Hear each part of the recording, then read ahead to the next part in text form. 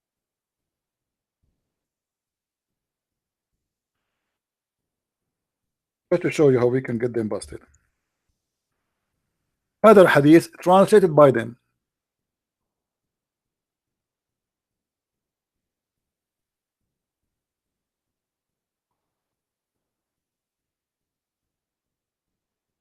A woman, she came to Muhammad and she said to him, if a woman she see a liquid in her vagina, should she wash? So this is a liquid not about the chromosome, this is a liquid in her vagina, she have a wet dream. Muhammad, he says, yes, you have to wash if you see a discharge, if she sees that, something you can see. Then his wife, she said, does that really happen? Which means, does the women have a discharge? He said, yes, the water of the man is thick and white, the water of the women thin and yellow. That is what she see in her vagina. All right. And here you notice Muhammad comparing between the white thick sperm of the man and the white and the yellow thin water of the women, which is a sperm. And this is exactly in agreement with the Quran, chapter 86, verse number 6 and 7. A woman, she came to the Prophet, says, in the case of a woman, she must take a bath. So Salim said, I was, etc. You know, blah blah blah blah. You know, she saw a wet dream. Look what he said to her. He says, well, otherwise, how can a child resemble her? The man discharge, i.e., sperm, is thick, and the women discharge is yellow. Do you see it says discharge? The one who asked me, do you see it says discharge? This is discharge, not a chromosome. So Muhammad, he claimed the one who decide the gender is the one who discharge first, and he described them. So when the Muslims in the other translation, they try to fabricate a translation and add a chromosome, they are trying to hide the shame and the stupidity of their prophet.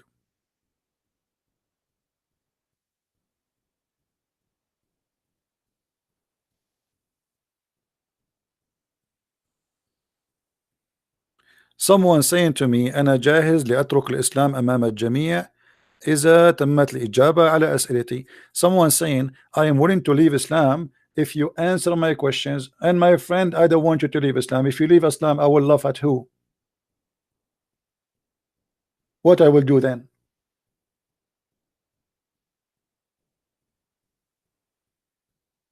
And look how stupid you are.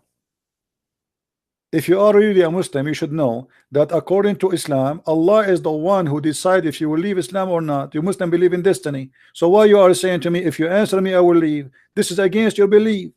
Don't you believe in Allah destiny? That Allah, He made you do what He wants you to do? So it's not me answering the questions. Silly. Either you are a Muslim, you believe in Muhammad saying what he's saying, or you don't make a stupid challenge. Is it your God? He says that Allah, even when you are a sperm, He says you will be believer or not believer. A sperm, you are not even sperm yet. Absolutely, I'm not nice. I'm an Arab.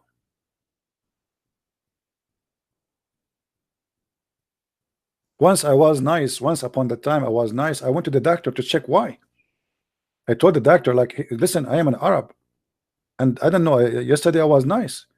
The doctor, he says, like, that's strange. And what do you feel? I said, I feel like so nice. He said, this is really even more dangerous. He said, should we do like a scan for you? I said, I don't know. ما أدري, you know. And but thanks to Allah, the second day I was not nice anymore. I was really scared. I mean, I was nice for like few hours, which is really weird.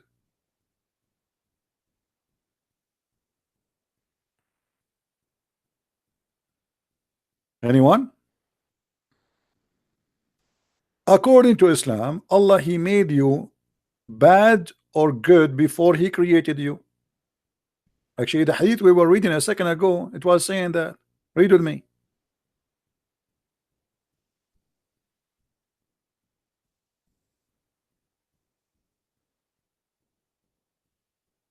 When you are when you are in the process of making you, Allah, He decide all you do, including your belief. Do you see it?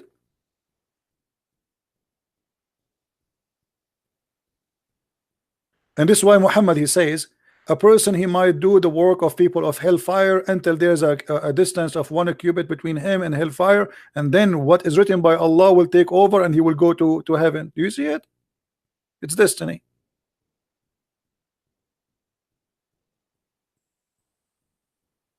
It is destiny.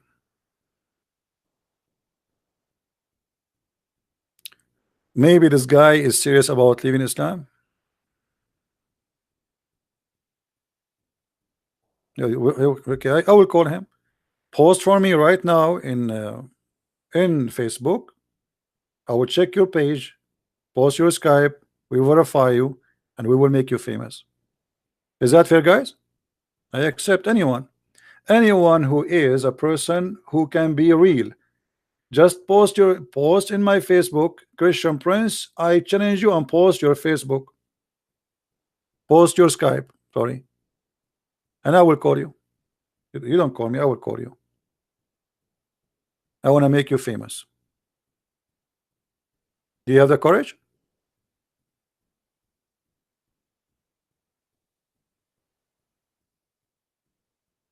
Do you have the courage?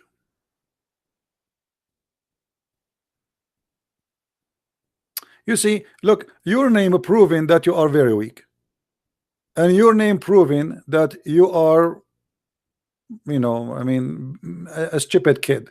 If you are not a kid, you will not call yourself, my name is anti-Christian Prince.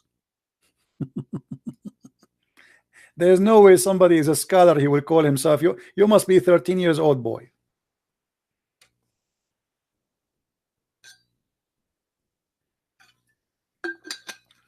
I mean, look how foolish you are. And you want me to even to talk to you? Anti-Christian Prince. Okay. I want you to change your name in the ID, and I want you to have a shirt. You walk with it in the street when you go to the mall. It says, and I am anti-Christian Prince. I challenge you. And I challenge you to take a picture of it and post it in Facebook. Prove it.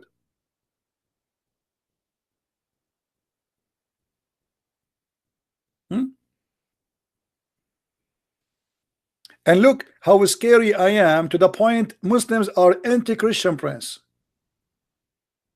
This is how what I do, changing lives and collapsing Islam. Anti-Christian Prince.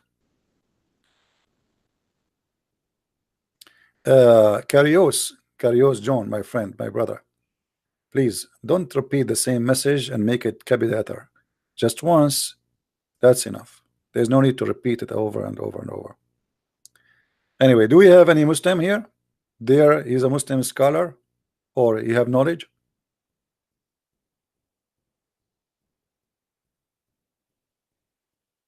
Well, anyway, any Muslim scholar will waste his time with me. I am the one who make Muslims leave Islam. Don't waste your time with me, no problem. And look at you, all of you Muslims, you keep calling me names, but nobody can answer how your prophet, he says such a stupid thing, that if the women have orgasm first, the baby will be a boy. And instead of answering, you are calling me names. That is the best you can do? Okay.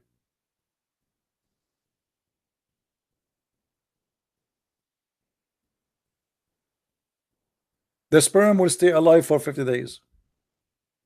The best you can do, you call me names? The sperm is coming from the backbone of the man. The best you can do to solve the problem, you call me names? Okay, keep trying. What about the women? She have a sperm coming from her ribs. I will never get married. It was not the plan. I mean, you go to the bedroom with your wife, and your wife, she start taking off her clothes, and then what? And instead of having two beautiful breasts, you find two huge testicles. Call me names, call me names. No answer. Still, you cannot answer me. Here we go.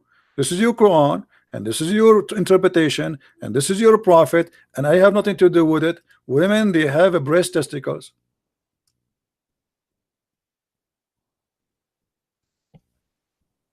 Call me names. Call me names. Here we go. And by the way, here it says the loins of the man. It says the bone of the man, the bone, the backbone, the last bone in the back of the man. We can change the interpretation for you, Abdul, if you don't like this one. We can show you Ibn Kathir. Do you like Ibn Kathir, brother?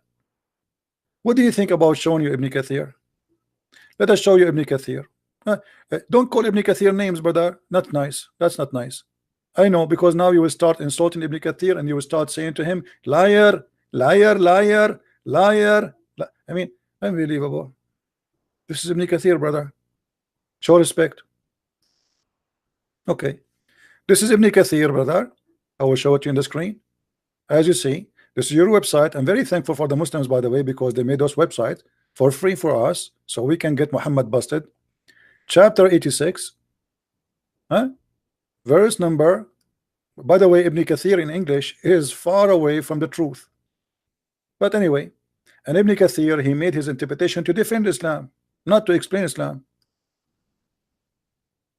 Look what he said. Brother, I hope you will not say, I challenge you, Ibn Kathir, to debate me. Coward, Ibn Kathir. I challenge you, you are wrong. Okay, read.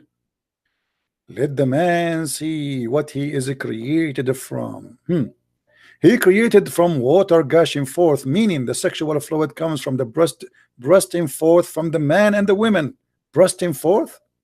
And then he says, proceeding from the backbone and the ribs. Oops, oops, oops, oops, oops, oops, oops, oops, oops, oops, oops, oops, oops. The backbone of the man and the ribs of the women. Hey, brother, this is must be true.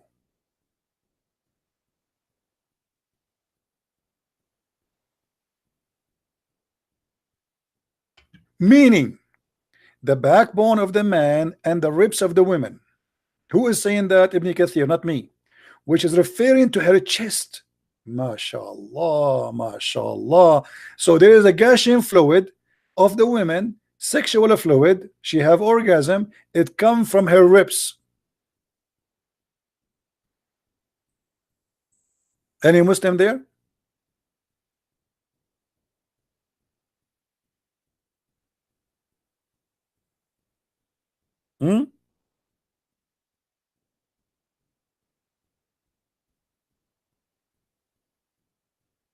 Where is the Muslims who they are angry from me? Who is going to give us answer? Hello?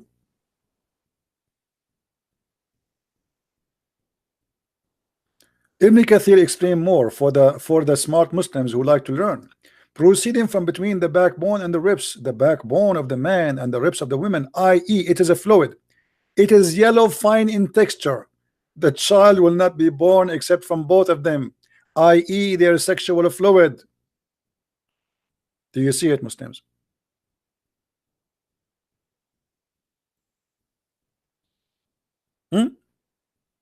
So why you're upset from me? What we would do now? Your God, he is saying, claiming that women have a sperm coming from their ribs and men have a sperm coming from the backbone. By the way, my backbone hurting me. I think if I get married, I will not be able to make babies no more, because I feel like there's some pain in my backbone. I called the insurance company. I said, can you put insurance over my backbone? You look like your prophet never heard of testicles. Maybe he don't have any.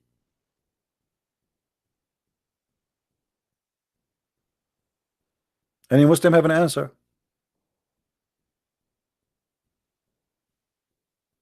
Any Muslim have an answer?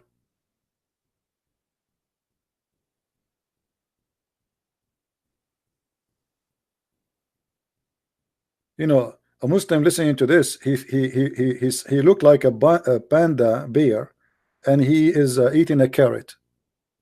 Like, it's not me. I heard nothing. I saw nothing. I'm waiting for you in Skype to debate me, brother. Brother, I'm waiting in Skype, brother. Anyone? He messaged me in Facebook. Let me open my Facebook. Hold on.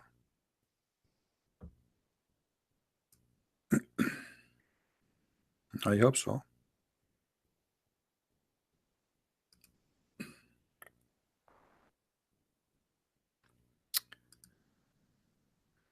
Facebook.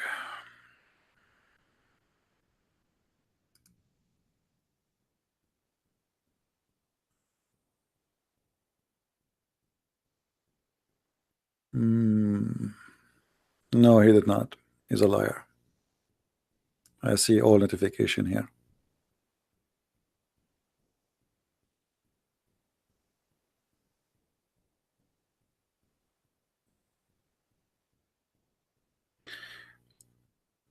Skype. Okay, I see here. Skype Muslim boxer. Muslim boxer. He have pictures of a naked man.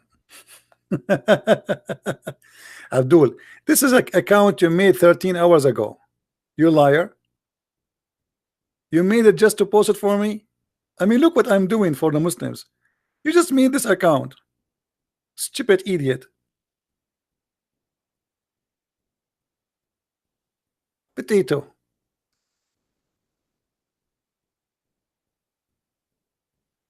Do you believe it? He just made the account. A kid. But anyway, you know what? I'm going to call you just for fun. What do you think, guys? Shall I call him just for fun? Just for fun. I mean, what we will lose. And I know that this is the guy who says, me. Yeah, me. The one who told me I look like my father. Okay, let me find you in Skype. Hold on.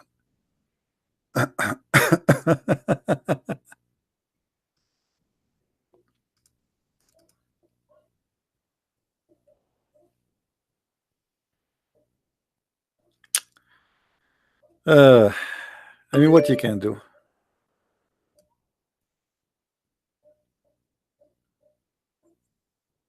I know that this is the same kid who always call.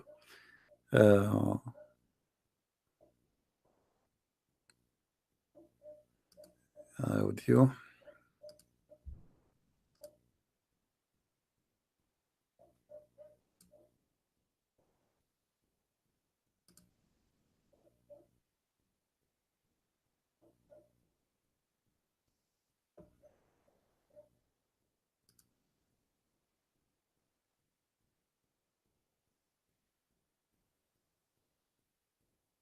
Answer, Abdul. I'm calling you.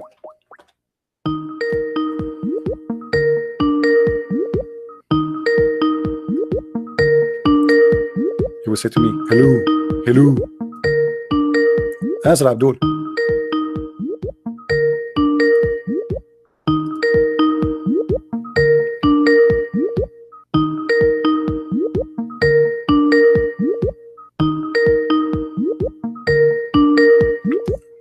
Are you going to answer or what?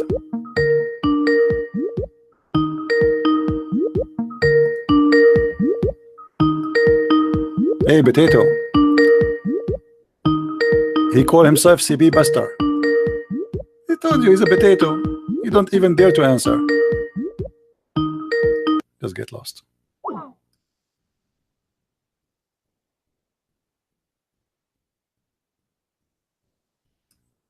As I was expected. Potato.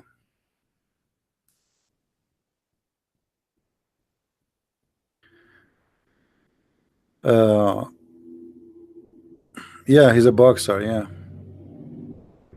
All of them, they are boxers, by the way.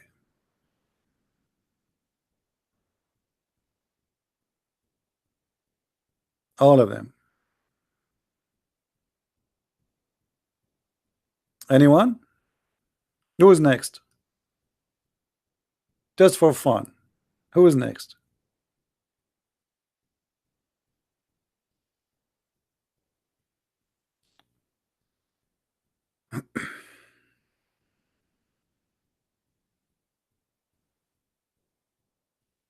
All right. Look like we have nothing but kids.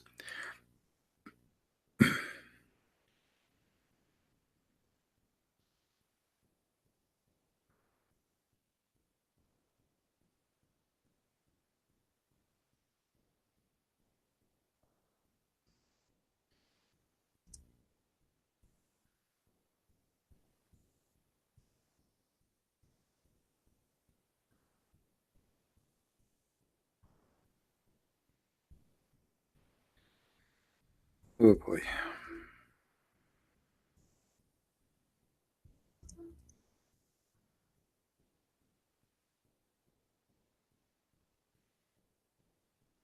Anyone? No. Anyway, I think we are done for today. Did we have a good time, guys? Did we have a good time?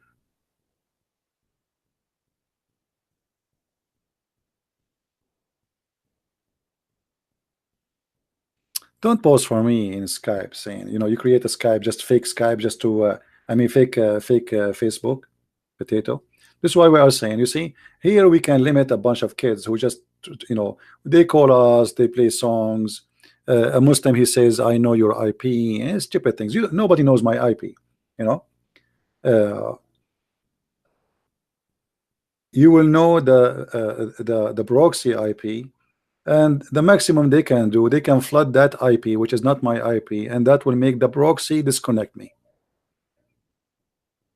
But even that now will not work anymore. I did change the company for the proxy which I used to do. I contacted them. They said they are flooding the etc. the IP which we give you, and which is not really a real IP, but at the end of the day is going to be going to the gateway which they have, and that will make me disconnected as a protection. So try your best.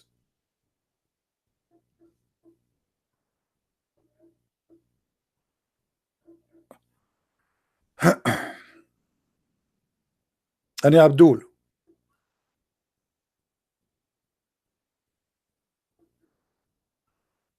why I blocked you again? Who are you, Muslim puppy? Who are you to block you? Give me your Skype to know who you are, to see I blocked you or not.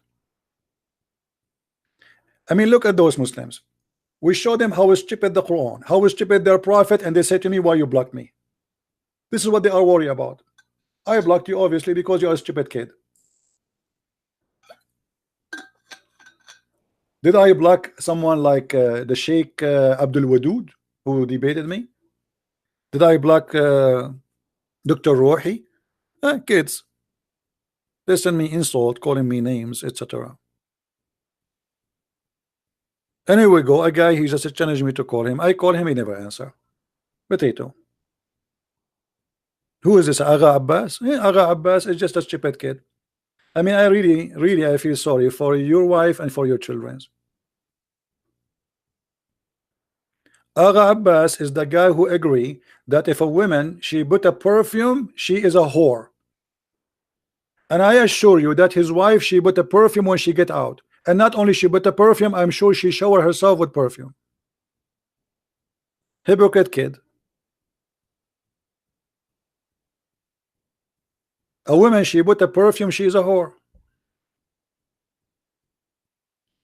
That's mean all Muslim women are, according to Muhammad. Go to the Middle East. Number one buyers for perfume in the world are Muslim women, especially in the Gulf.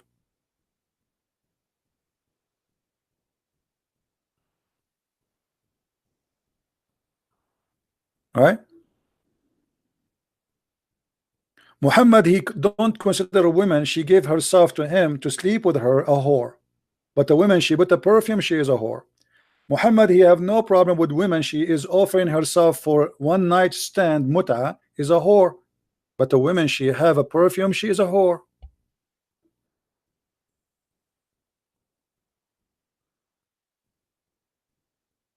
Don't worry about those Abdul guys. They are just kids.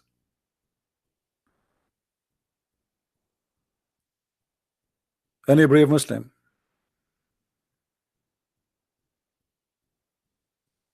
No, we don't want you, Abdul. Go. We have no place here for kids. Very clear challenge. If you are a person who do da'wah, or you claim that you have a big followers, or what you need to do, you can make a video on YouTube, post it for me in Facebook. We check your channel. If you are a person who is very well known by the Muslims, I will be happy to call you. If you are a sheikh, I will be happy to call you. I will call you. The Muslims, they claim that I am demolishing kids.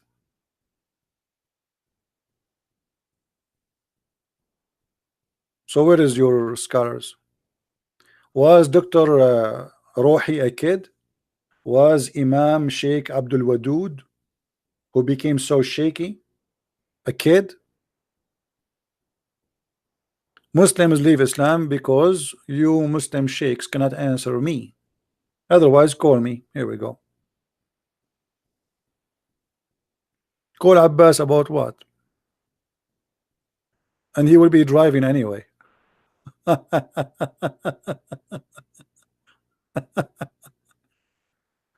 He will be driving, trust me.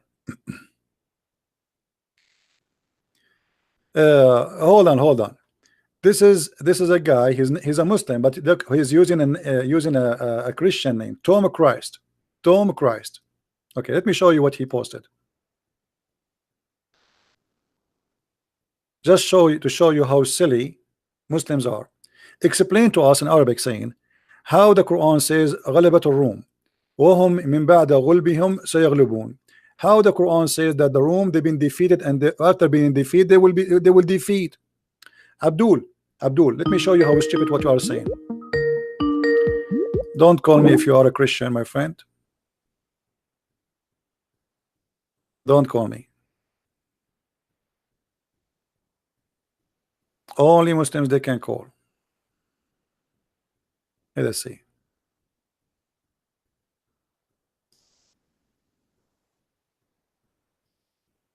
Let me go back.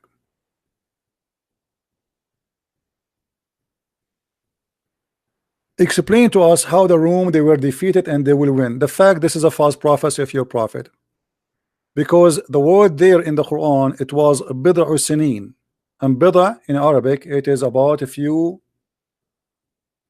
years. Let us go to the Quran.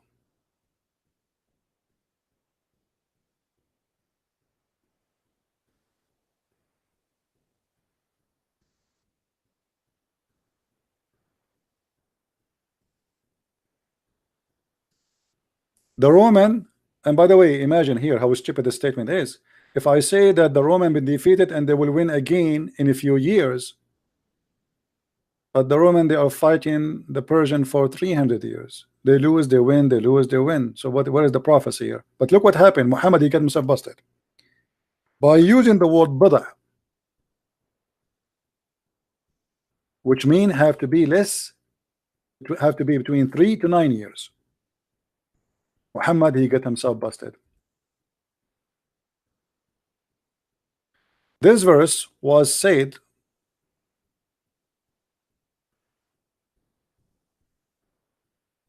when the Rome was defeated, according to the Quran, fi adna al-ard, which is the nearest land, which is supposedly in the borders of Saudi Arabia.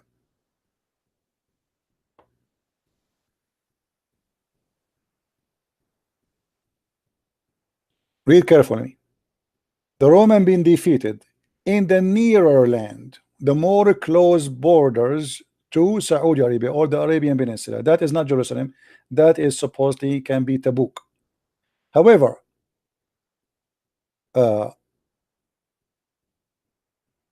if you have my book, The Deception of Allah and Quran and Science in Depth, you will see that Muhammad, when he made this statement, it have to be about something big.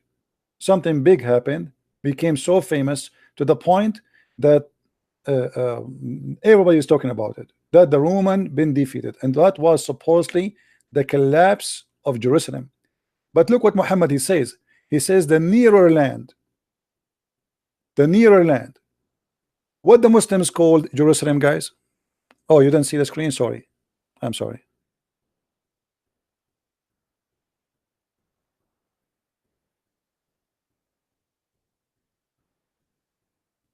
What the Muslims call Jerusalem, anyone knows?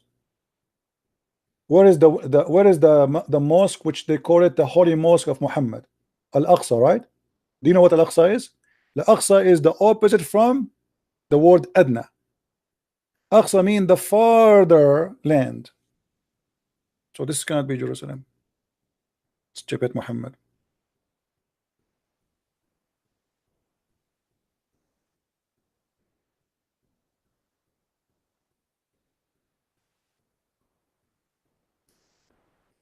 chapter 17, verse number 1. Glorified be he who carried his servant from the night, etc. to where? To the far distance place. This translation here, the far distance, this is Al-Aqsa. Al-Aqsa is in Jerusalem. So it cannot be Jerusalem. It cannot be Jerusalem. But it must be Jerusalem. Because this is the only big defeat the Roman they have. The Persian, they took Jerusalem. However, if we go and read all the defeat the Roman they have, we will find that all of them does not match with Muhammad's story, where he says is going to be they will be victorious in a few years, which means they will be victorious in less than 9 years, because the Persian they have war long after they lost Jerusalem,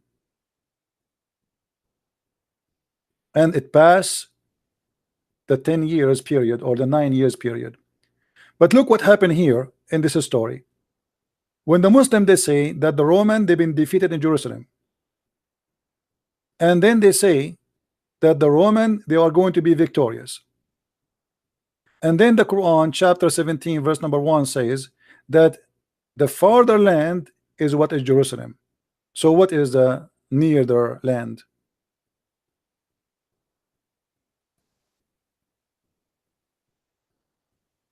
Any Muslim can answer? No. Secondly, within, you see the Muslim translation, he says within 10 years. This is a lie. It's have to be between 3 to 9. This is what Bada mean. Go right now, even you can go to Wikipedia and you will see when the last year the Roman they were victorious. Because victory is not about just winning a battle, it's about winning the war. Is that correct, guys?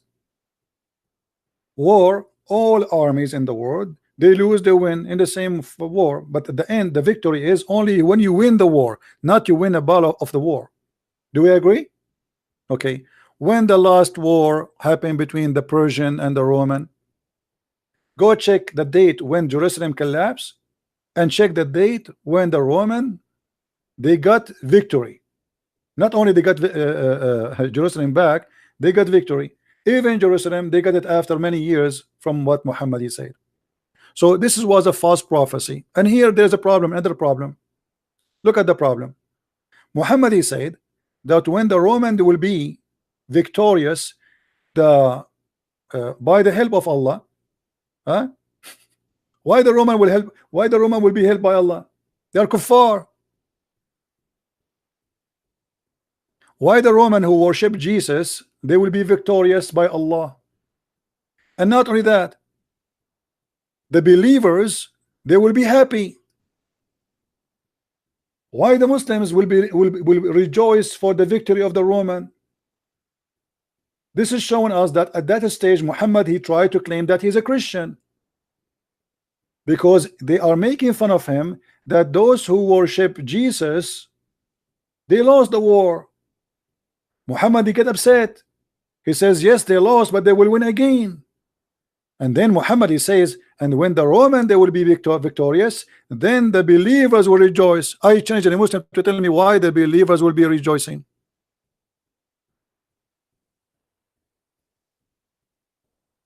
Any Muslim can answer?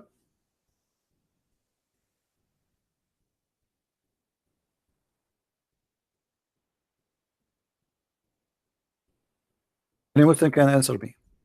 Why the Roman, if they win, the believers will rejoice?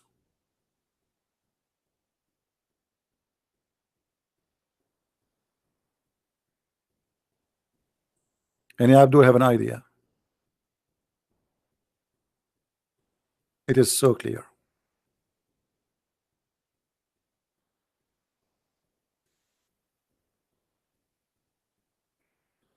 If you go right now, just to show you in front of you in Wikipedia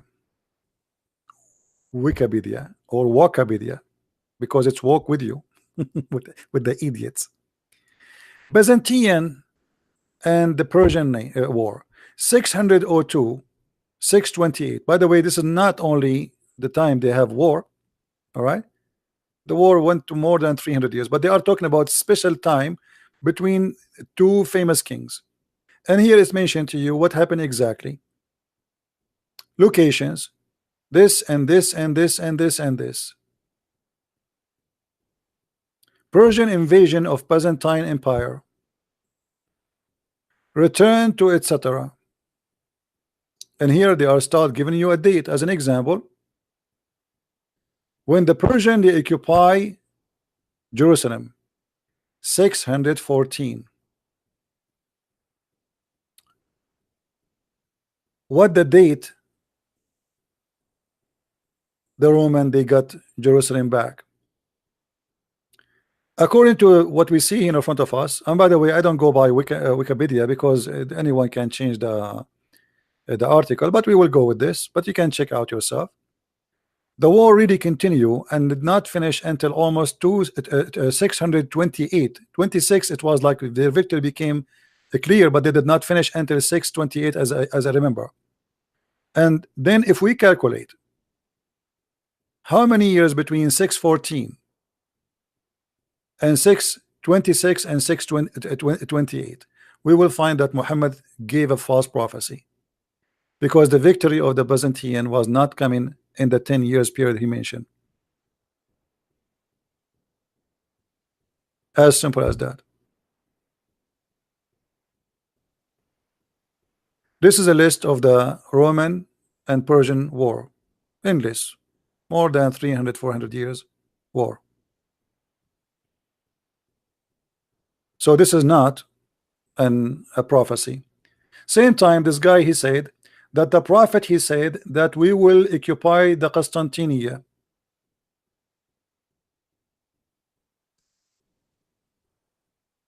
The guy in Arabic he says the prophet he said you will occupy the Constantinia. False. Your prophet he said that is the Arab they will occupy the Constantinia, not the Turk.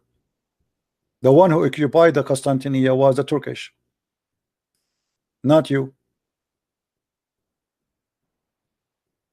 Let us read the prophecy of your prophet.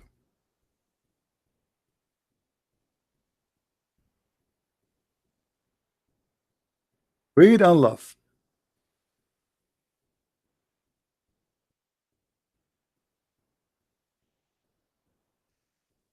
Oh, let us see where your prophet speak about it.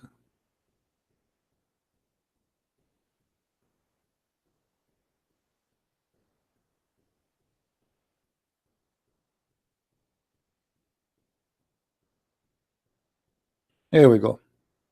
Read carefully with me and laugh. The messenger of Allah said, the hour will not begin until, and now he is counting what will happen.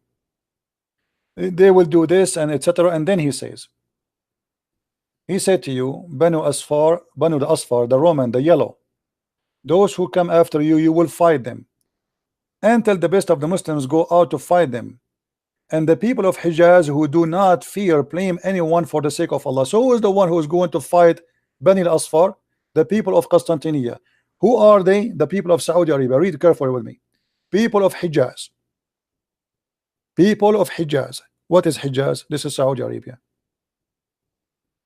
But the one who took Constantinia, it was the Turkish. Do you see it, Abdul? من فتح القسطنطينية كانوا الترك وليس أولاد الحجاز. رسولك كذاب. Not only that, Muhammad, what he said about the Turkish? Anyone remember? Muhammad, he said, don't fight the Turkish as long as they did not fight you.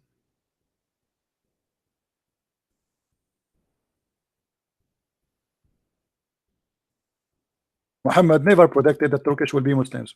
They are your enemy.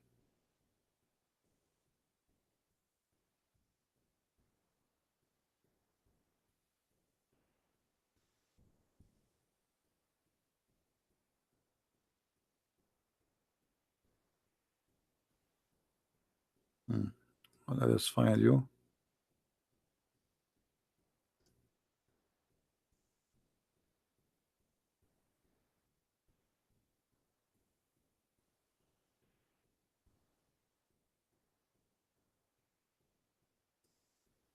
Read carefully and laugh. You're a prophet claiming that the Turkish will never be Muslims and they are your enemy and they are a sign of the judgment day. Allah also said the hour will not establish until you fight the Turks. People with small eyes, red faces, flat noses, and their faces will look like shield coated by leather. The hour will not be established till you fight the people who shoes made of hair. So you're a prophet, he considered that those are the enemy of Islam until the judgment day. But the one who opened Constantinople is the Turks.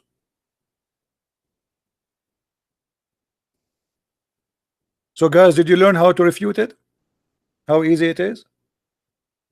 Muhammad, he claimed that the one who will conquer the Constantinople is the people of Hijaz. Who is the people of Hijaz? Those people of Saudi Arabia, the Arab, pure Arab. The Turk are not Arab, they are Asian. They are the one who will conquer Constantinople.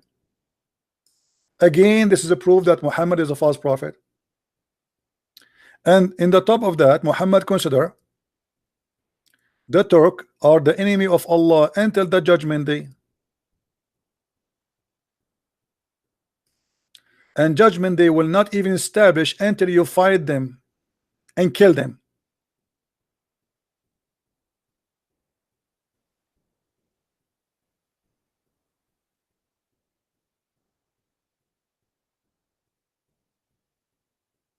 Do you see it, Muslims? The one who posted this argument. Do you see it?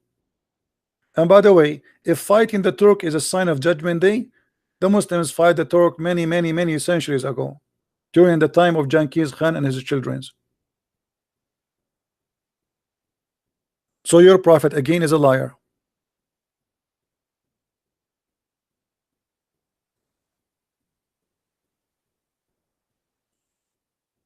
Your prophet is a liar.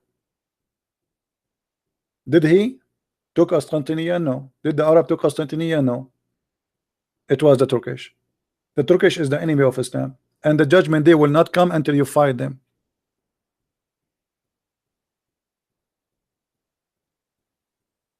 Any Abdul?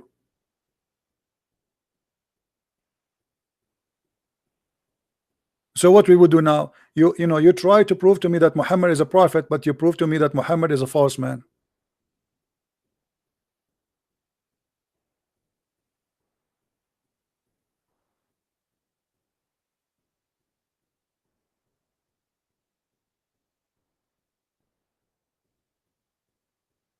Where is the Abdul who was making statement? Look like he's dead. And by the way, here you will see how Muhammad make fun of the look of the Asian. Do you see how he make fun of them? He says he described their faces as if somebody hit them with the hammer in their faces. They have a flat faces, red faces, small eyes, and their faces look like a shield coated by leather with leather. Obviously, Muhammad is making fun of the Asian people.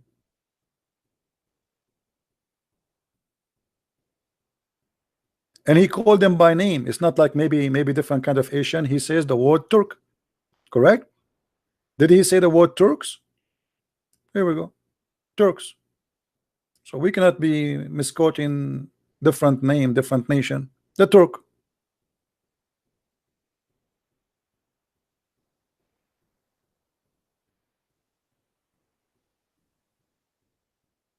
Right?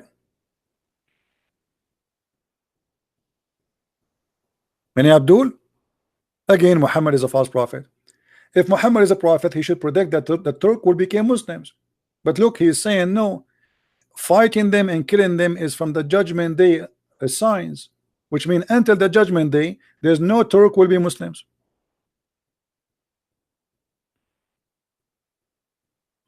Do you understand, guys, what I'm saying? According to Muhammad, until judgment day, there's no Turkish person will be a Muslim.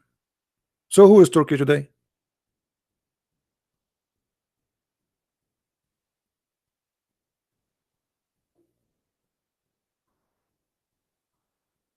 Any Muslim have an answer?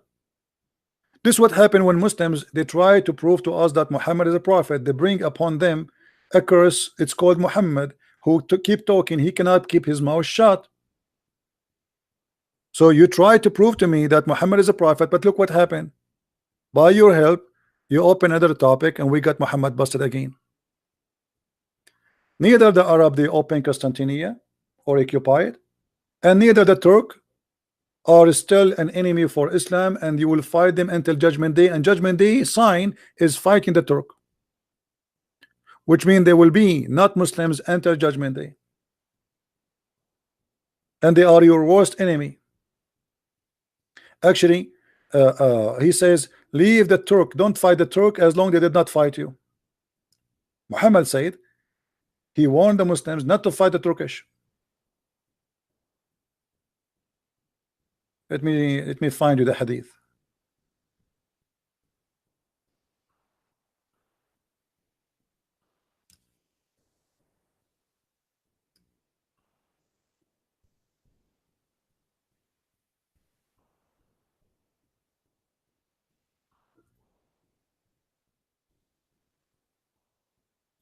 Leave the Turk alone as long they leave you alone. Why? Because simply they are stronger than you and you are no match for them. They will kill you. Same time, it's a sign of the Judgment Day. Let us go to different hadith.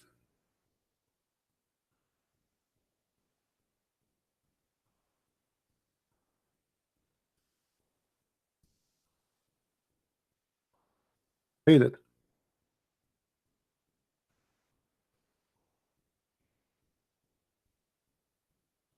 No, here it says the Absisian. No. Where is the hadith about a true Turk? I know in, let's see here. Here we go. We found it. In this hadith here.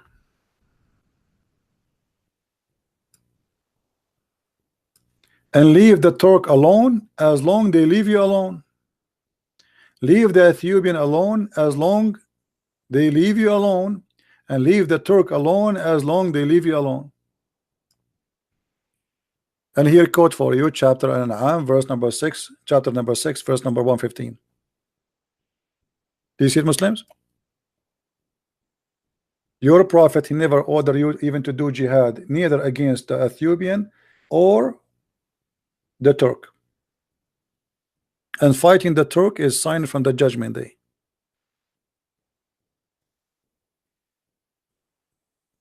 Any Muslim? So your prophet is a false prophet.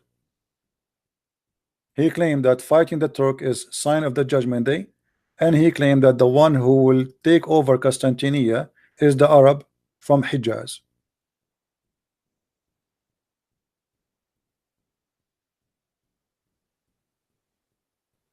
You see it? And not only that, he claimed when this happened, the Messiah will appear.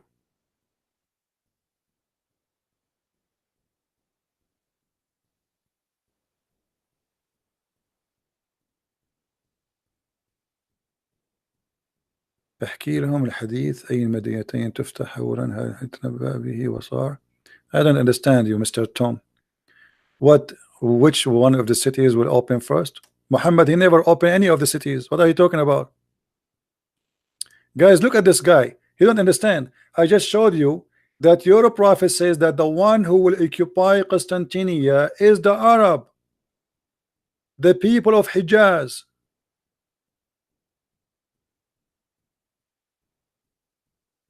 You will fight.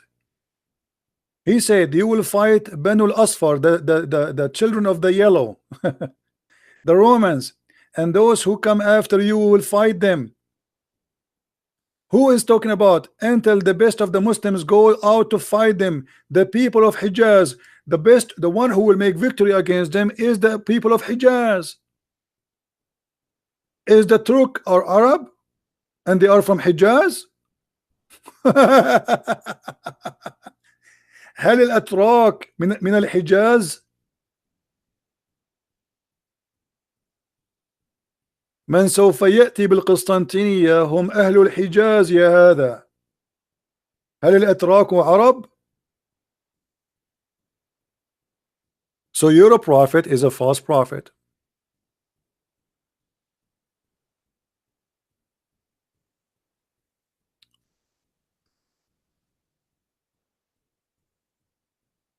Guys, in the judgment day, before the judgment day, the Arab, they will take over it again.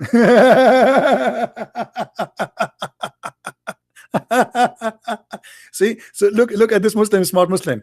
He says, brother, the Arab, they will take over it again, brother. Again?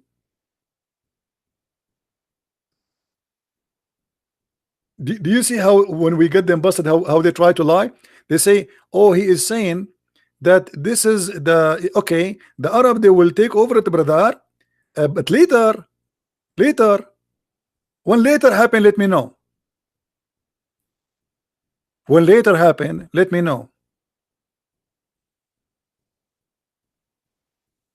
The fact the Arab are taking nothing. Hey, Jerusalem is in the hand of the Jews. You said to me that Allah will open the city of Herakl. What is the city of Herakl?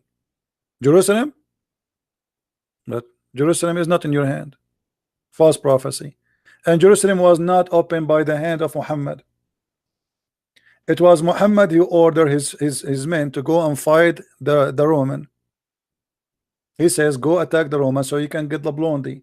Muhammad, he took an army of more than 40,000 men, and he could not do anything. He ran away. He came back a loser. And now Jerusalem is in the head of the Jews.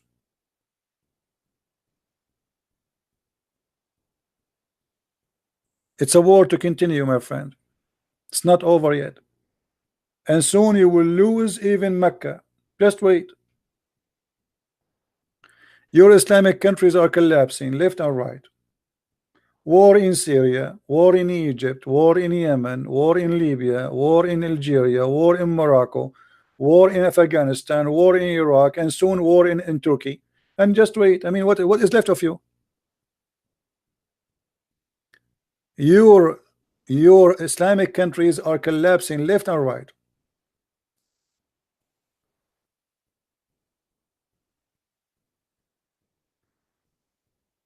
He is saying, what about the Prophet says Islam starts like strange and will end strange, and the Caliphate, he said that the Caliphate will collapse. The Caliphate collapsed during his time. He is the first Caliphate who collapsed. The day Muhammad he died, the Caliphate collapsed. Don't you know that it's what is called the war of apostate? What is the war of apostate? Secondly, when you say to me, what about his prophecy? Islam will end strange. Well, this is really stupid of you Muslims to say. When we ask you how many Muslims in the world today, you see we are going to dominate the earth. And then when we ask you how Muhammad is a prophet, you say the prophet he prophesied that Islam is going to end small. Few people believe in it.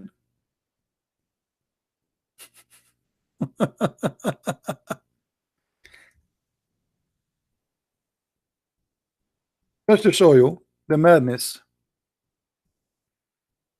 of this cult.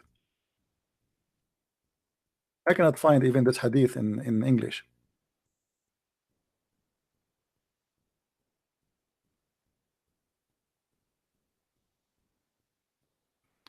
Let's see.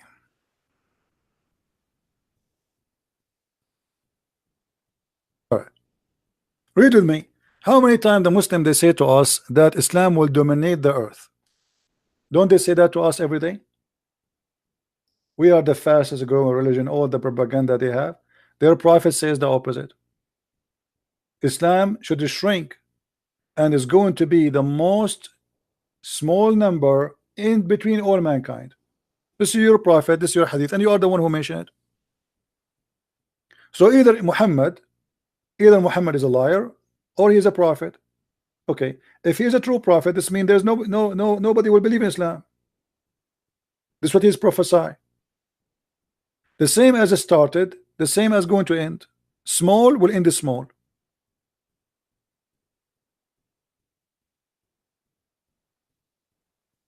Do you see it? Now here, Muhammad here, he's getting himself busted again. Anyone knows why? Anyone knows why? Muhammad, he says, I am going to be proud about your numbers. So how you will be proud about their numbers, which means this is in the future, and then you says that they are going to be the smallest in number.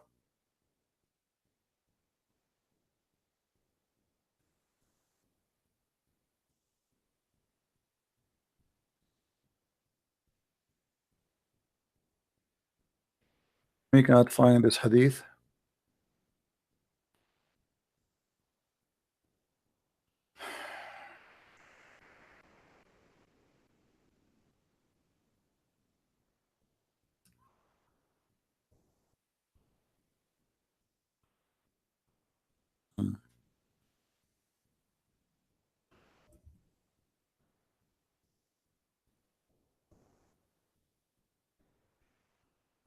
Trying to find the hadith.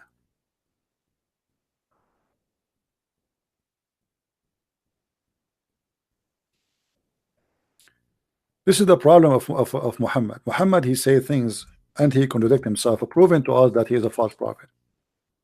Be careful with me. Muhammad, he asked the Muslims to marry the women who have babies already, because supposedly she is being tried and she's proven to be functional. So he said, I found the women of rank and the beauty, but she does not give birth to a children. Should I marry her? Look at the advice of Muhammad. He says, no. Look how evil Muhammad is. A woman, she is beautiful, but she cannot have kids. What's her fault? No, don't marry her. No. He came again to him and he forbade him again. He came to him third time, and then he said, marry a woman, loving, etc., because I shall outnumber the people by you. So Muhammad, he have an agenda. He want the Muslim to have kids as much as they can so he can outnumber the people. Do you see it? Okay. How here he says he will outnumber the people by you, and then there he says you will be the smallest number in earth. Are you there, Tom?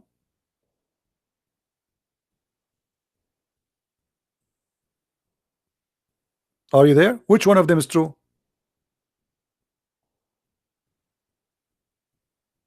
Same time, this is a contradiction for what the Quran is saying.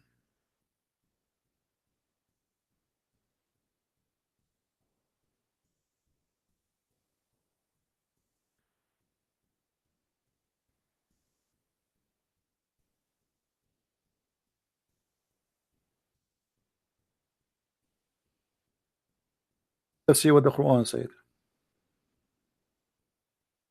Read carefully and laugh with me.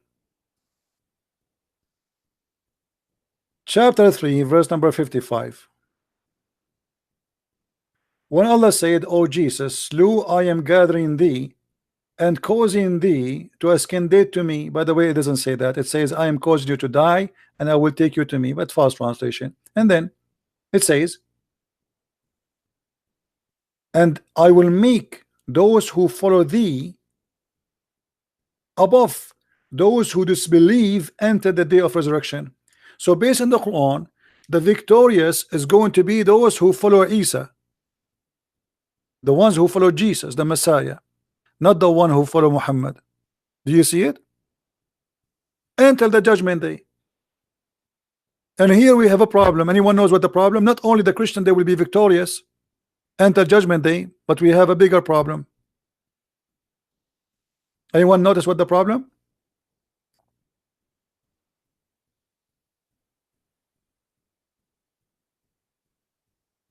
Anyone? What is the problem? Big problem. If the Muslim, they say to us that Paul is the one who corrupted the Christianity, don't they say that? Paul corrupted the Christianity. Okay, that's wonderful. Let us go with your claim. That's mean few years after Jesus was crucified, Christianity is gone. That's it. So why the Quran says those who follow thee, they will be victorious at the judgment day? That's mean there's not a single period of time there's no true Christians. But there's 600 years between Jesus and Muhammad. So this 600 years, let us draw it here. So if we say here we have Paul, the one the Muslims they hate him to death. And by the way, their prophet never said anything against Paul. Paul, they hate him to death. Okay, from the time of Paul to the time of Muhammad, Christianity was corrupted or not? Muslims, they will say yes, it was corrupted. Okay, that's mean there is 600 years period.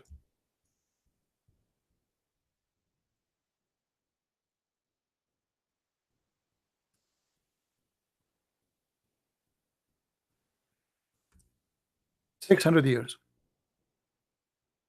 600 years based on the Muslim argument there's no true Christianity. But look what the verse in the Quran is saying. I will make those who follow thee victorious until judgment day.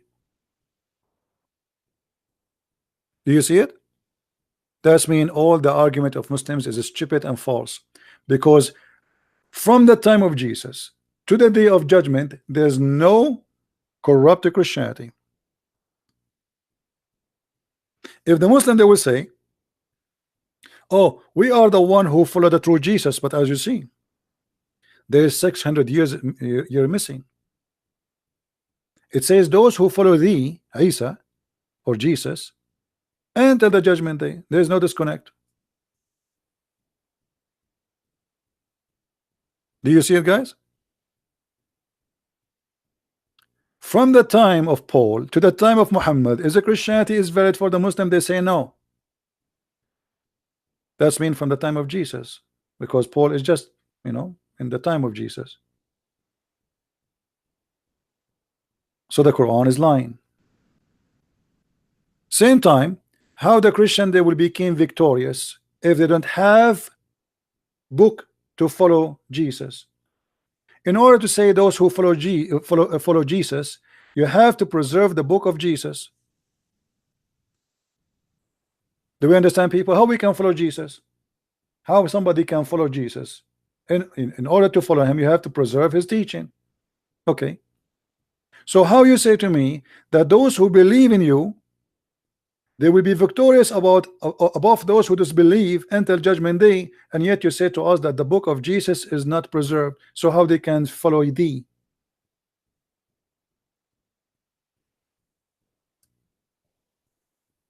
Do you see it?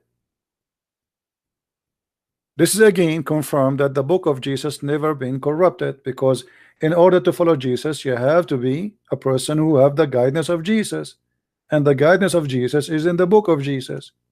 If the book of Jesus is gone, how they can follow thee? Are we learning, guys? Are we taking notes?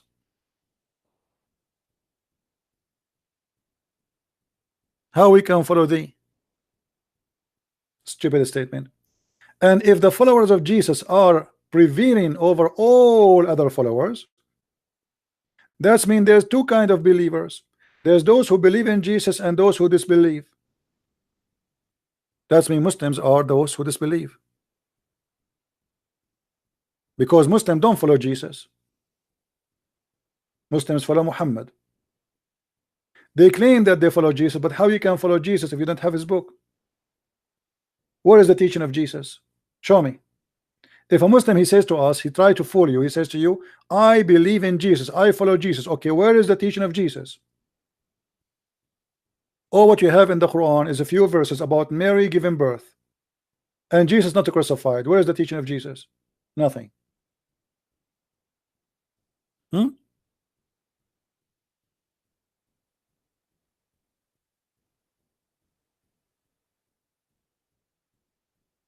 Yeah, the Muslim Abdul, they can say whatever. Yeah, we refuse cause of kids. Those are kids. Even we called them, they did not answer. Any Abdul? Any Abdul who wanna call his imam to call me?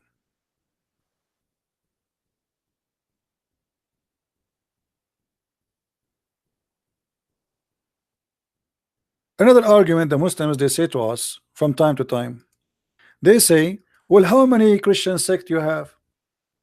Okay, what does that mean, Muslims? If we have a Christian sect, does that mean we are deceived? They say yes. Okay, hold on. Remember, if you have many Christian sect, you are deceived. Okay. The more divided, the more deceived.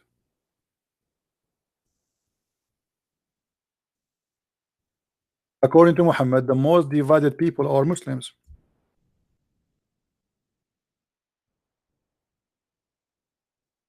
Read it. The Prophet said, the Jews will split into 71 or 72 sect. The Christian will split into 71, 72 sect, and my people will split into 73 sect. Do you see it, Muslims? This is their logic. If you have many Christian sect, that means you are deceived. And here we go. Your belief is gone. But Muslims are the most divided ones, according to Muhammad.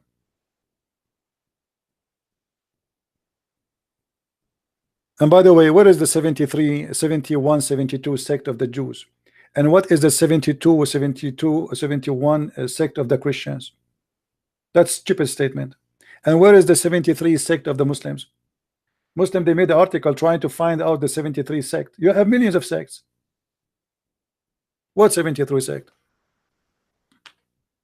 This is again a false prophecy. What is the 72 sect of the Jews and 72 sect of the Christians? What does that mean? Stupid. Where is the 73 sect? And not only that, 73 sect, only one of them will go to heaven, according to Muhammad. In my belief, 72 sect or 70 million sect, still they will go to heaven. Jesus said, whoever believe in me and die will live. Muhammad, he says, only one of them will go to heaven. Read it carefully.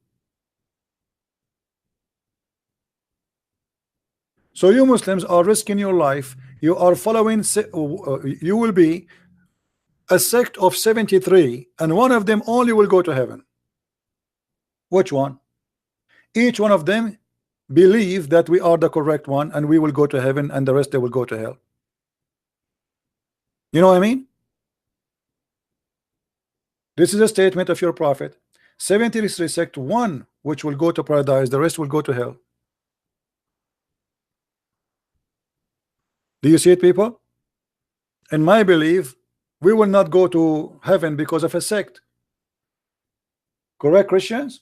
We will not go to heaven because of a sect. We will go by following the order of the Messiah. Not everyone says to me, Lord, Lord, will enter the kingdom of my Father, but the one who will do his will. He did not say you will know them from their names. He said from their fruits you shall know them. So your name is a Protestant, Orthodox, Catholic, that will not count for you. What will count is your fruits. What will count is your belief. What count is doing what Jesus says to you, not a sect. Muhammad, he made it different. Muhammad is saying there is 73 Islamic sect. Only one sect will go to heaven. The rest will go to hell. And this is stupid, by the way, because if I belong to a sect, how that can be make me go to heaven automatically? The sect is full of criminals too, full of bad people. What does that mean? I mean, you can find in any sect, even if it's a correct sect, let us say, if it's the correct school, but yet inside it there's many criminals. So what do you mean only this sect will go to heaven?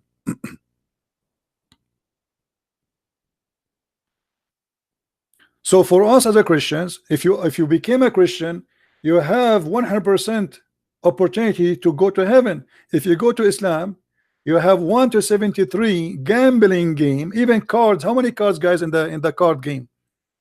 How many cards? 52? 51? I forgot.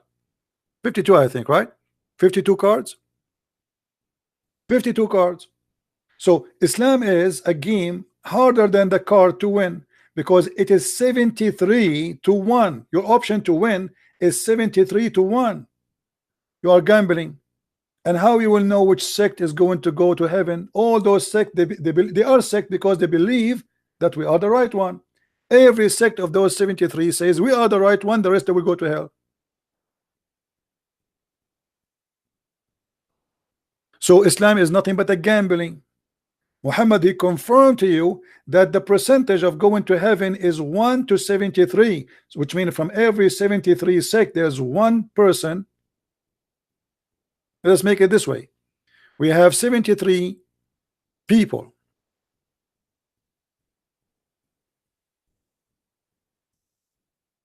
73 people. From every 73, there's only one is valid to go to heaven.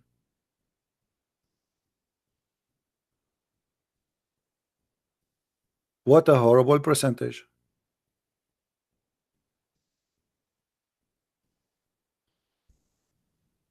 And not only that, Muhammad, he did not tell us who is the one who is right. He says those are the major body. Who is the major body? By the way, it doesn't say the major body.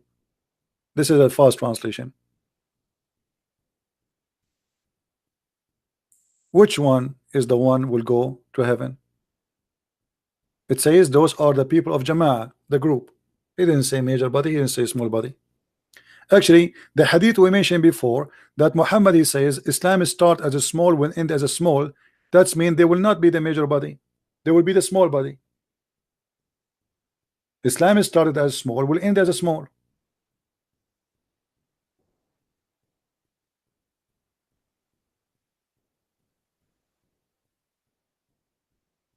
Do you see it, Muslims? So Islam is the most divided belief according to your prophet. And not only that, very few of you will go to heaven. Islam starts strange and will end strange. Strange, what does that strange mean? Strange. You are a stranger if you are what? One of many, not from your kind. Is that correct? Guys, you understand what strange mean?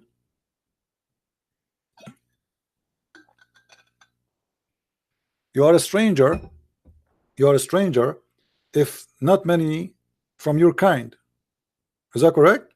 If I go to a town and I am the only one from the Middle East speak Arabic to China, I'm a stranger there. I'm strange. So strange here present the number compared to the others. So Islam is taught as a strange. Few people believe in Islam at the beginning. Few Muslims will believe in Islam at the end. So who are they? The major body will go to Islam. Few will go to heaven.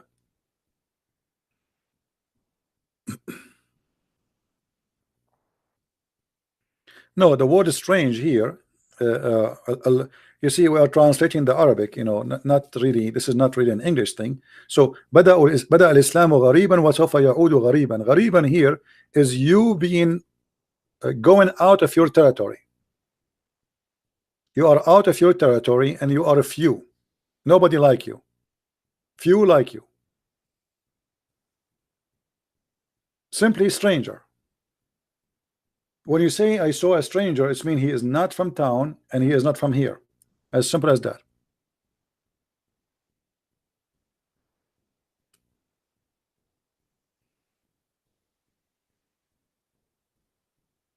Do you see it? The word in Arabic غريبا. غريب. غريب. بدأ الإسلام غريبا. This is the word. Strange. And is going to go back strange. Or a stranger.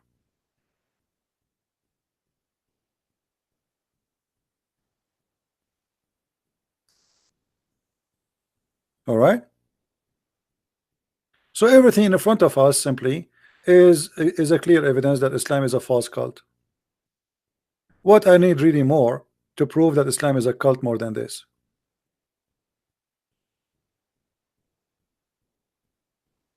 The guy who speak Arabic saying the word is strange here does not mean is going to be a few in number. No, it mean a few in number. Islam is taught as a strange. It have to be about number. Why? Because you Muslims, you claim that you are following Abraham, so it cannot be something new. Correct, guys? Don't the Muslim they claim that Muhammad was following Abraham? So this is not new. Islam is not a new religion. They say that Isa was a Muslim, Moses was a Muslim, Abraham was a Muslim. So this is not about being in you. So what is strange here? Strange, simply stranger, is about being one of few, like from your kind, few. This is what stranger mean.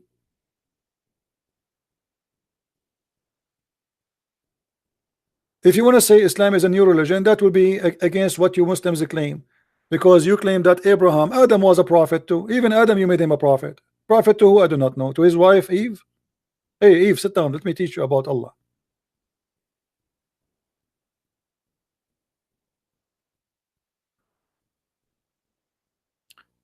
So all Muhammad's statement is a collection of contradictions.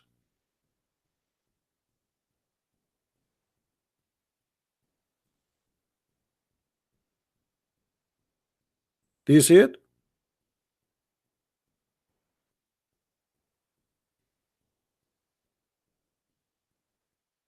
And not only that, the guy who says that a stranger does not mean he will be small in number.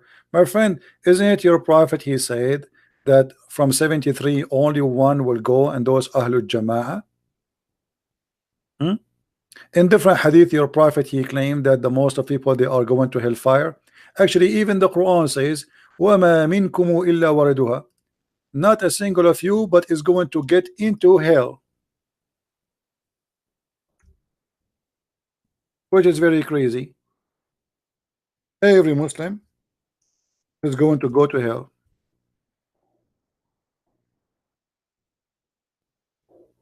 وَمَا مِنْكُمُ إِلَّا وَارِدُهَا. Right?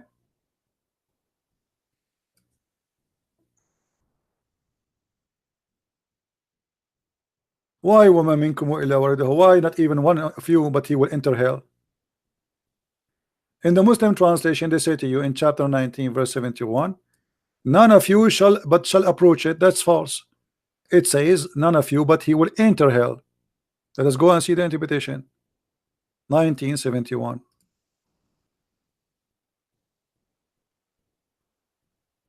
So simply, Quran and Muhammad's statement is a chain of stupidity and contradiction.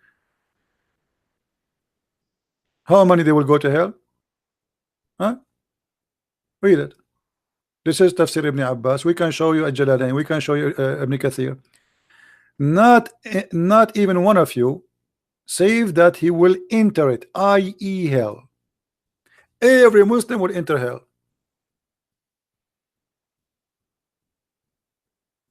Do you see it? And the Muslim scholars, they claim, except the messengers of Allah. All of you Muslims will end in hell. Happy for you. Don't forget to take a fan with you and Vaseline. So you worship Allah, you pray to Allah, you follow Muhammad, you follow all the garbage he give you, and then you what? You go to hell.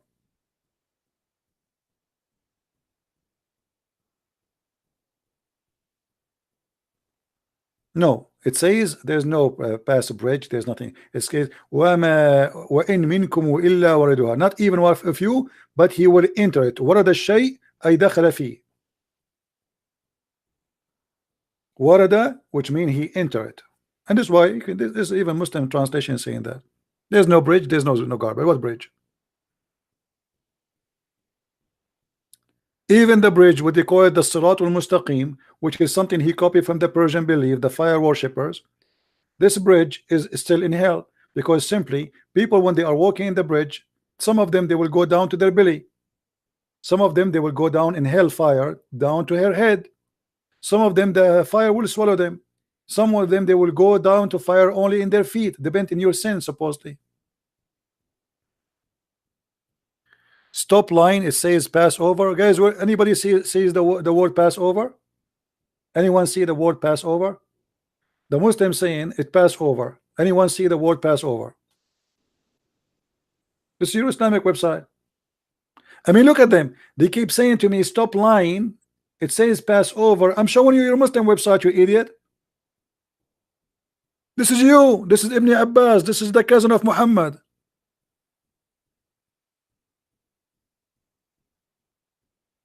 I'm lying.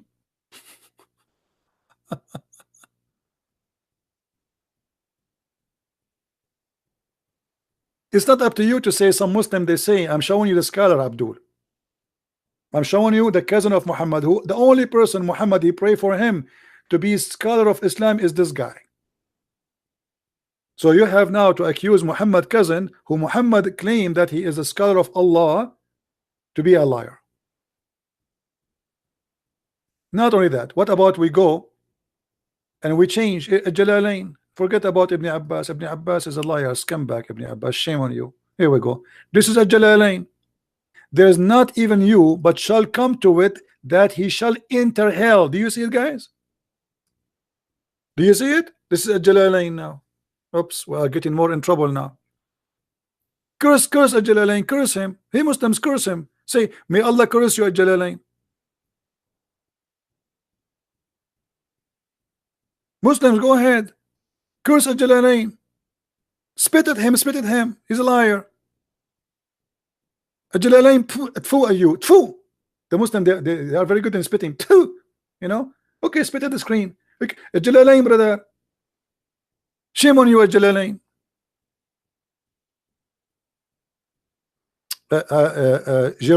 Jareen saying to us, look at this, guys. Jareen saying to us, Al-Quran make it clear that the believers will enter hell. Will the Quran make it clear too that the believers will enter heaven? The Quran, I'm showing you Quran too. It's make it clear that all of you will enter hell too. The Quran clearly says that Allah shall make righteous enter Jannah without them entering hellfire. It doesn't matter if the Ibn Kathir says or talk the Sirat bridge. Abdul, I don't care about Ibn Kathir. I'm not showing you Ibn Kathir. This is Quran, you idiot. The Quran says وَمَا وَإِن مِنكُمْ إِلَّا وَارِدُهَا. This is not a Jalalain saying that. This is the Quran. This is not Ibn Abbas saying that. This is the Quran.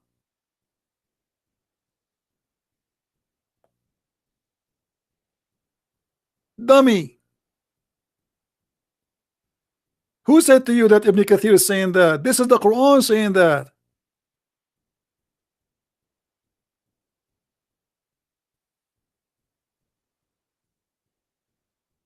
And the scholars of Islam explain it to you. It's not them saying that.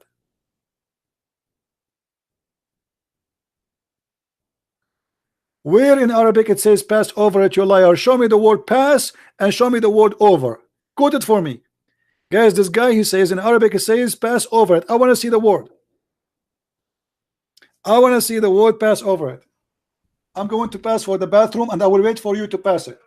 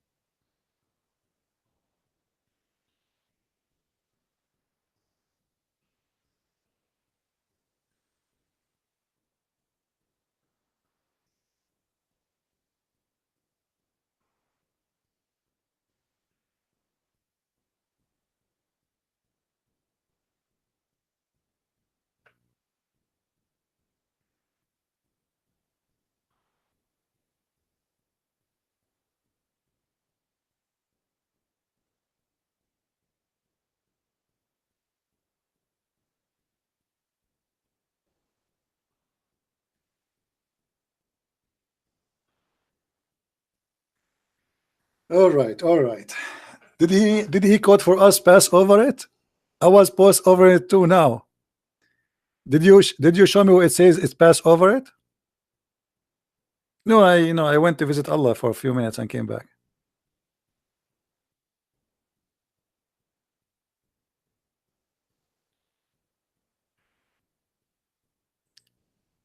Show me where it says pass over it, you liar.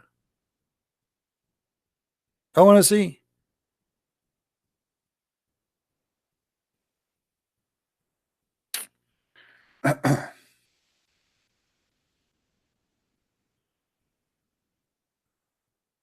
Anyway, guys, I think we have enough for now. This video, I'm not going to keep it for now because I want you to watch the two previous video, which is very important. I noticed still many of you did not watch it. So this video will disappear for maybe, you know, maybe for until tomorrow, and we will publish it again. Please watch the previous videos. What happened always, people, they watch always the last video I make, as if the video before it is not really important. You know what I mean? Which is really not right. All the videos we make are very important. They are a school to teach you how to refute and to get them busted.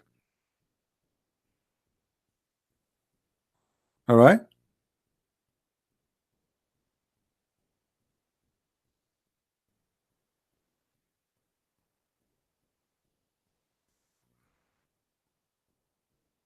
Let me bust you, you coward. What you want to bust? Bust Al-Jalalain. Here we go. You are here. Answer us. How Al-Jalalain saying that the Quran saying that Allah will make you enter hell? By the way, when the Muslims they die, they put a piece of cotton in their anus. Anyone knows why? He's saying to me, go to Yusuf Ali translation 1971. Okay, guys, he says go to Yusuf Ali translation. Okay, I will go with Yusuf Ali translation, but that will make Yusuf Ali a liar. Yusuf Ali translation, right? You want me Yusuf Ali? Okay, Yusuf Ali. Guys, Yusuf Ali. Let us go to Yusuf Ali. Yusuf Ali translation. Okay, here we go. That is a clear evidence. Thank you very much. That Yusuf Ali is a big fat liar. Because there's nowhere in Arabic it says pass over it. There's no pass. There's no over. There's no it. And actually it says this is a decree of Allah. So how it can be passed over if it's a decree of Allah? Do you see how stupid your Yusuf Ali is? He got himself busted. It's a decree. It's a fate. So it makes sense that it says not even one of you, but he will enter it because this is the fate of Allah. If you will not enter it, what is the fate of Allah? And let me ask you a question. Why if we change the translator, the Quran change? I mean, what kind of Muslims you Muslims are? Why you are not decent? Look, this is Shakir, and not there is not one of you, but shall come to it. So now there's no pass and there's no over. Shall come to it. Okay, change different translator.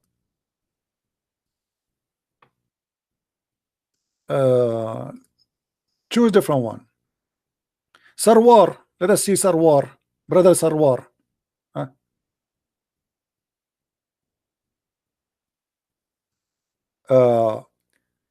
It is inevitable decree of your Lord, every one of you will be taken to hell.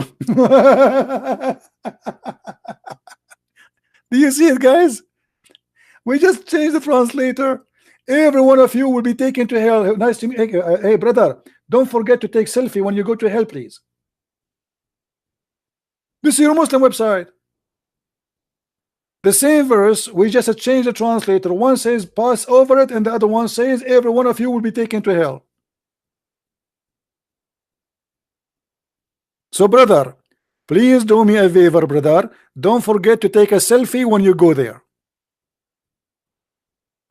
Just for memory. Allah will take you there. What is that? Spaceship? This is why it says it is a decree of Allah. It's a fate. You cannot change it. You will go to hell.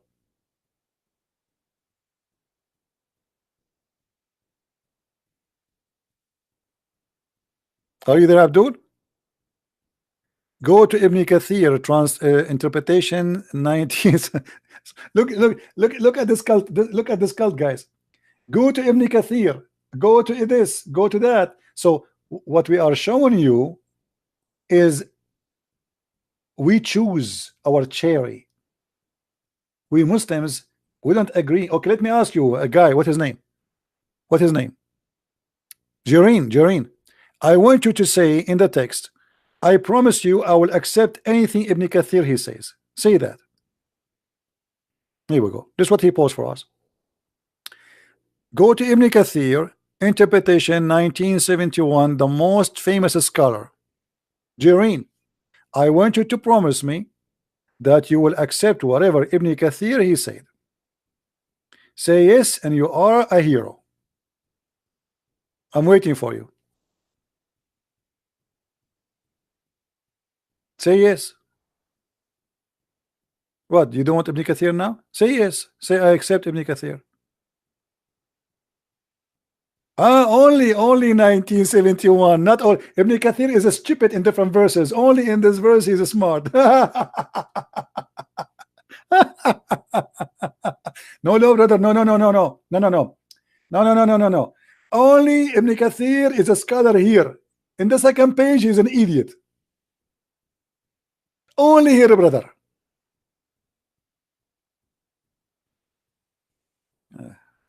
What a stupid cult. He is a scholar when they want. He is not a scholar when they want. The same as Jalalain. The same as Ibn Abbas. Here he is a scholar. There he is the donkey.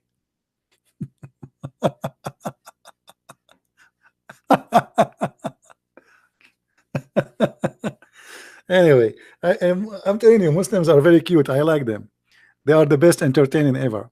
Anyway, guys, I want to say thank you. I'm here for many hours. Again, this video will be hidden for some time, and then we will put it back so you can watch the previous videos. Not the one about politics. You don't need to watch that if you don't. But there's 2, 3, 4 videos. Still, we have a very low number of viewers because obviously you guys watch only the new one, which is not really right. All right. So I want to say, actually, I was going to go afternoon again, but there's no need. I mean, that's it. You know, there's no point. That's it. So maybe tomorrow we will go again live on air. So I want to say thank you for being here. May the Lord bless you.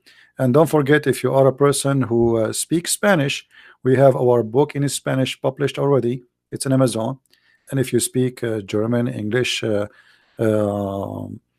Swedish, Dutch, French, we have my books translated to many languages. So feel free to search on Amazon, Amazon.com, Amazon Germany, Amazon France, depending on where you're located. So you can read and learn more, and you can have handy reference between your hands. With this, I say thank you. May the Lord bless you. And until we see you again, Christ is Lord, Islam is false, and we prove it every day. Amen to that. Thank you.